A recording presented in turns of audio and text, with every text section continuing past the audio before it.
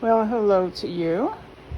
I wanted to take the time to record my way of making pumpkins. This is the first one. It's going to be the larger of three. I've got 2 yards of this fabric, which will allow me to make three pumpkins, descending in size, and also enough to make a couple of throw pillows. So here we go. So the first step is to cut a piece of fabric.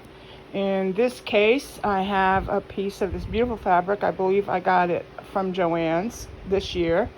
And it is, let me think, it's 22 inches long and 11 inches wide. And that's kind of a rule of thumb if you want to make a standard size pumpkin, to cut your fabric twice as long as it is wide. So again, in this case, it's 11 by 22. So first thing you're going to do is fold it in half and make a right sides together and make it blah, blah, blah. I'd like to be able to talk. Make a machine stitch or hand stitch along that open edge, so you wind up with kind of a tube, I suppose you could say. So I'm going to do that on my machine, and I'll be right back.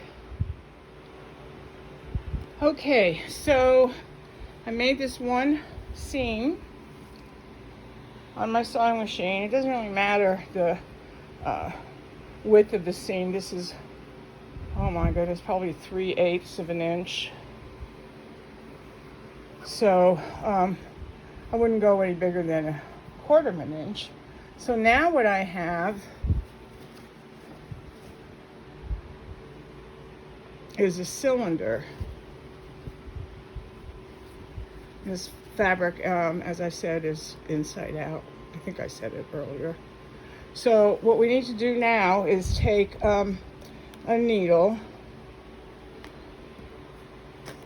and I've got some basically embroidery thread. Pardon my messed up nails. Hard to keep nice nails when you're always doing something. And we are simply going to go all around the top and the bottom with a long stitch. And we're not going to fasten the stitch off. We're going to pull it and gather it. So we're going to do a gathering stitch, top and bottom. It doesn't matter which is first. So I'm going to do that, and I'll show you what it looks like when I'm done. It's a little challenging doing this by myself because you need 3 or 4 hands in order to do the work and film it at the same time. But I'm sure you're being patient with me, at least I hope so. Okay, I'll get back and show you what it looks like once I've gathered the stitches. And they're just in and out, in and out, in and out stitches, maybe a quarter of an inch long, and try to make them pretty even. Okay, I'll be back. Okay, here's my gathering stitch. And I'm going to take the thread that I began with and the thread that I'm ending with. I'm going to pull them together. I sure wish I could find my phone stand. I moved recently and I just don't know where the dang thing is to make my life a lot easier instead of pausing and going on with this. But anyway, we got to do the best we can with what we've got. So, okay, I'm going to take both string ends and I'm going to pull them. So now that I've got these pulled, they're all gathered together and they look like this. So I'm going to take the remainder of the string and I'm going to encircle this part and bring a few stitches through the gathers just to reinforce it and make sure it's going to hold, because we want none of the top part of the gathers, when we turn it back inside out, to show. So we want a nice clean outside look. So again, I'm going to go around the top with the thread, and then I'm going to make some stitches through to reinforce it, and then I'll tie it off. Okay, so I've reinforced the gathers so they're all together and tied up pretty tightly. I went through the top a couple of times also. I don't think you can really see it, but trust me, I did. And I'm going to turn it inside out. Try to do it one-handed. Well, I'm sure you folks know how to turn things inside out. It's probably the worst video I've ever made. I'm so sorry. Okay, so it's standing up. And what I'm going to do is I'm going to make a gathering stitch on the top as well.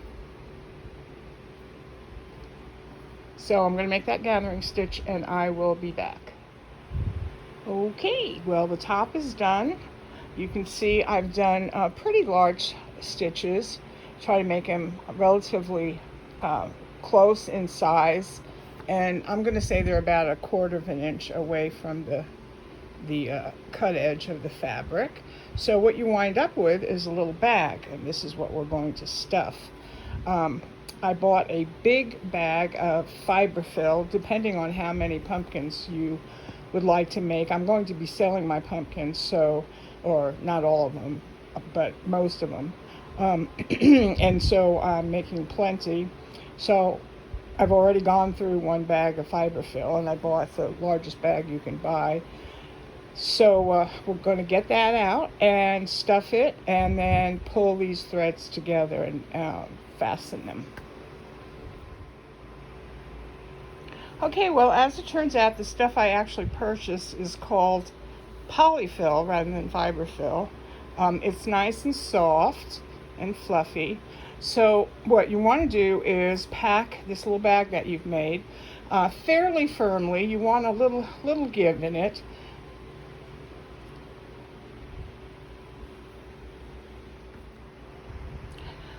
I also want to show you that as you're packing it with the polyfill or fiberfill, whichever you purchase, you don't want to have any dips in the pumpkin. Like right here, can you see? It kind of goes in. I'm calling it a dip, I don't know, whatever you call it. You don't want that. You want to make sure that you pack enough fiberfill in it so there are no dips. So you wind up with a nicely rounded, really a ball shape. Okay, so I've got it stuffed. It's not tied off yet. I'm going to do that, but first I want to check and make sure it looks nice and round on all the sides, and it seems to be. So that's a good thing. So we're almost there. We're going to have to make our divisions next.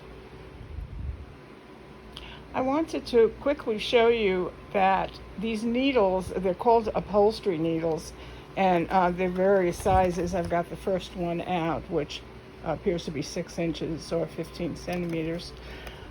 These are invaluable when you're making things like this to accommodate various size projects. So I strongly advise you to get a set of these. I've had these for many years now. I'm fairly sure that I bought them at Joann's.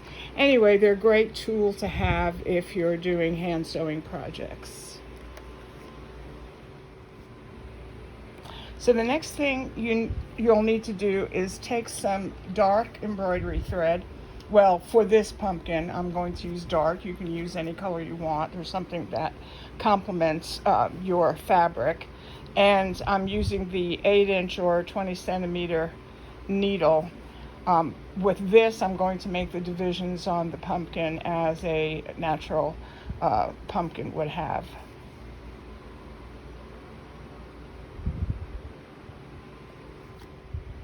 In order to determine the length of the thread that I'm going to be using, and I did say I believe that this is embroidery thread, I just sort of loosely wrap it around the size of my pumpkin, whatever pumpkin I'm working on, 8 times, and that gives me plenty of thread and probably then some. So once you've gone through once on your pumpkin, taking the thread from top to bottom, you've got now a division, you've got a line. So follow that line and continue on the other side. And then you're going to poke your thread through the top again, and so on and so forth until you've made however many divisions you want, normally 6 to 8 or so. Alrighty then. At this point, you're done with the body of your pumpkin. Looks pretty good, I would say. And the only thing left you have to do is to create a stem. And I've seen people make stems out of bottle corks and other material.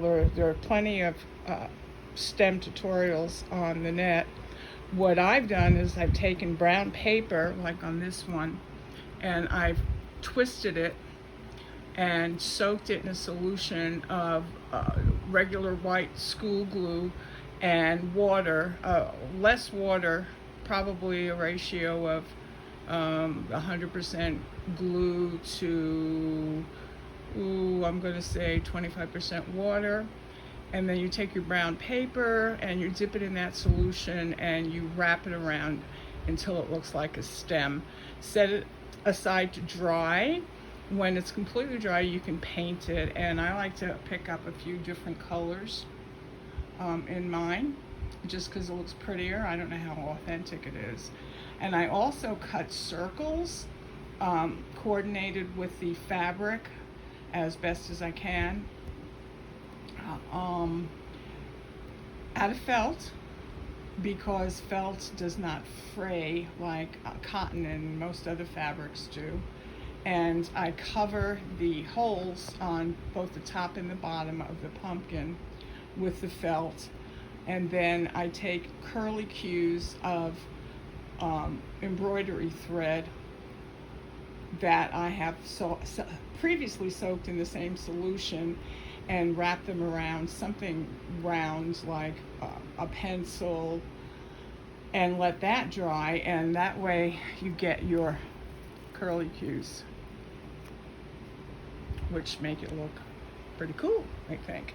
So, okay, I'm gonna find a stem and my round felt pieces and attach those, as well as the curly cues on the top and my homemade stem, and I'll get back to you. Alrighty then, well, here it is, the finished pumpkin.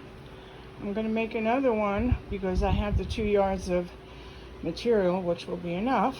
That's going to be smaller, so I'll have basically the daddy and the mommy and the baby pumpkin, and then I should have enough to make some pillows just out of rectangles. Very, very easy, just straight stitching, leave an opening to turn the fabric, stuff it with your polyfill or fiber fill, whatever you have, and voila, you have pumpkins to prop on your couch to help make the season even more festive. Thank you so much for watching. If you have any questions, please let me know, and I'll do my darndest to answer them. And happy holidays. It's going to be the holiday seasons are actually coming up. So fun. We're going to have so much fun making stuff and enjoying our families and traveling and whatever we do. All right. Bye now.